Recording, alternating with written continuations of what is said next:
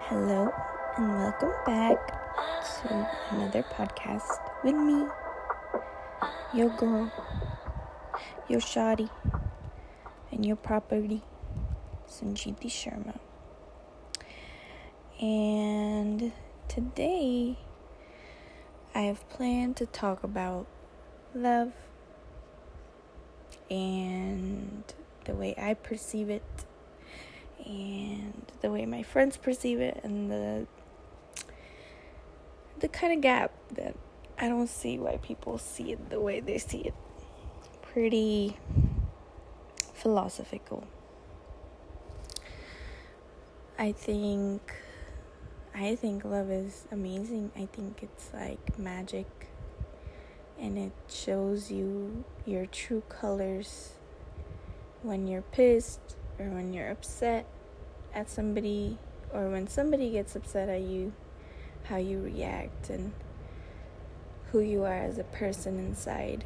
And I think there's nothing more vulnerable you can do than be in a relationship with somebody who loves you fully. And I think for us, we're lucky enough that we have each other to go through all of these emotions and have a safe place to understand ourselves. It's interesting because lately, when my friends are they're going through a lot of breakups. My cousin went through one, Nakshita went through two, almost, he came back and then he left again. And, oh, that's my computer, my bad.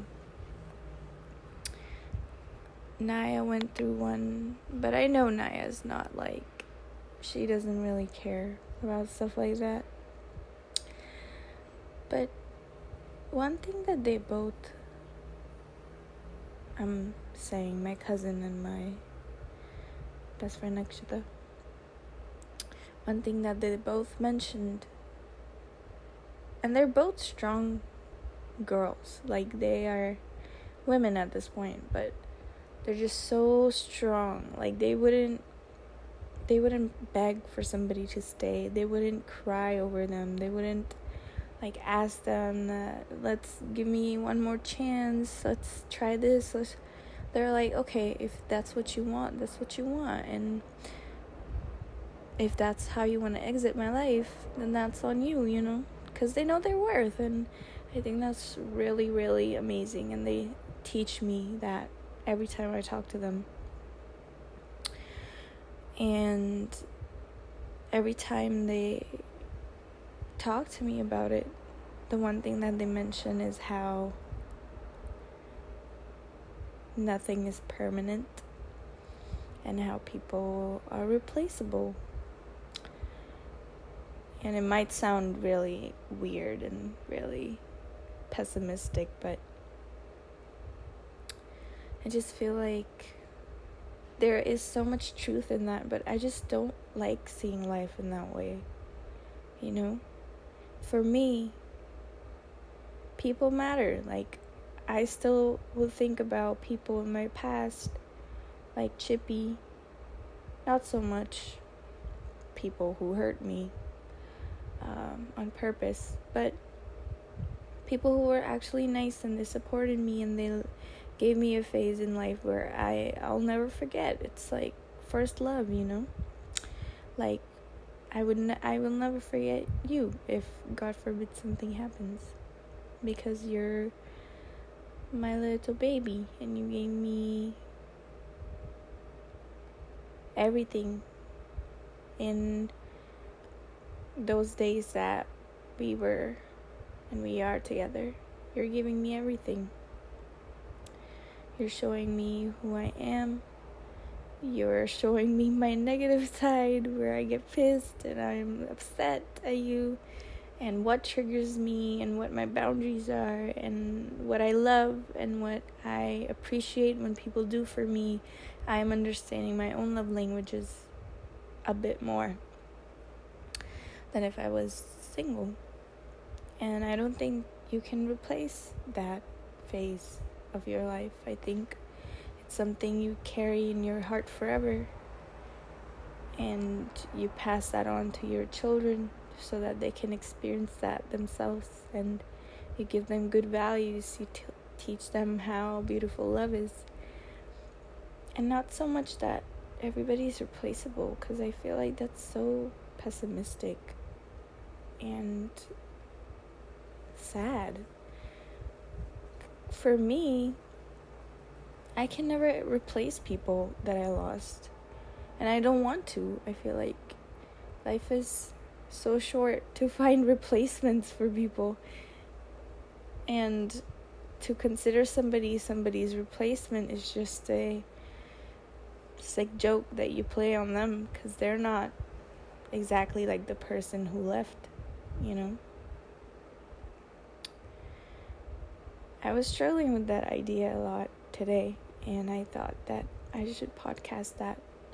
And maybe you'll give it a thought, or maybe you'll just sleep to it and you don't even know what I'm talking about, because you're a little snorer and you want to just leave, and I love you. But that's what I wanted to talk about today. It was just bothering me a lot, because I was like, I want to be strong, and I want to be a woman where things like that don't affect me to my core. But at the same time, they push their feelings aside and they repeat this same loop of words that everybody's replaceable, everybody's gonna leave you. But it's like, I want to be strong, but I also want to experience the pain that comes with, you know, being left. I think that's a part of life, you know, and I experience it too much because I get too involved in it, and I sit in it for a lot of time, but I still feel like it's better than pushing my feelings aside and acting like I'm something that I'm not, acting like I'm this strong person that didn't even cry once. And they've moved on so quick, and they don't even think about that person they spent 3 years with. I think I'd rather take a year off and, you know, have 5-minute moments every day where I miss them. Not even a year, at least 3 months, you know, not just 3 days. And it puts me in a position where I get very confused about who I want to be. Do I want to be somebody who's strong? Or do I want to be somebody who's experiencing life for what it is? And what I concluded is that I can do both. I can be strong by being vulnerable and learning all these lessons that are stored in such painful experiences like breakups and losing somebody you love, if it's death or if it's they just left you. I can learn the lessons from them because there's so many. I can cherish those experiences they gave me. Or, you know, you can just push it all down and act like nothing happened ever. For 3 years, your life just went blank. I don't think I'll choose that option ever. I think I'm always going to be strong and vulnerable and call my friends crying if I have to about little situations. Call you crying if I have to about situations that I don't care about much. that I still want to cry about them. It's just who I am. And I figured that if that's who I am, then I have to be true to that.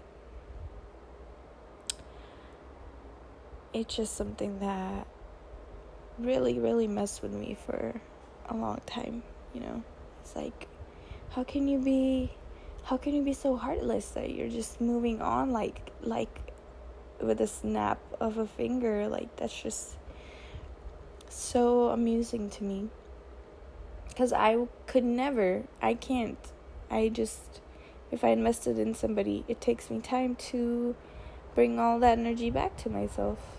I get there 100 times stronger back, but it takes me time. It takes me rebuilding.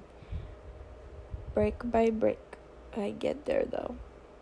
And I think that's more beautiful, because every day I get up and I build myself from square one, and I can choose who I want to be.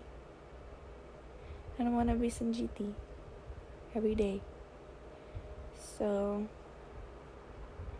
I hope that my brain is more calmer this way, because it is difficult. Situations like these, you get confused. And if you're ever in a situation like that, I recommend that you are Gregory and you're not pushing those emotions away and tucking them down until you look all clean and perfect. Sometimes life can be messy. And that's the beauty of it. It's like an adventure, you know? It's like you're stuck in a jungle of all of these emotions and you just have to walk your way out. And that's the only way you can get out of them.